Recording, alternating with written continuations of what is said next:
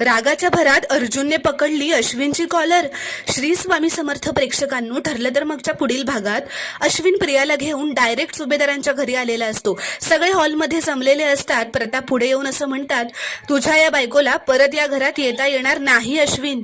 तर अश्विन चिडतच म्हणतो, तन्वी कायदेशीर मार्गाने जेलच्या बाहेर आली आहे बाबा, म्हणजे कोर्टाने सुद्धा हे मान्य केलंय की तन्वी निर्दोष आहे। तर सायली पुढे येत म्हणते, कोर्टाने जरी तिला सोडलेलं असलं ना अश्विन भाऊजी, तरी आमच्या नजरेत ती निर्दोष ठरत नाही।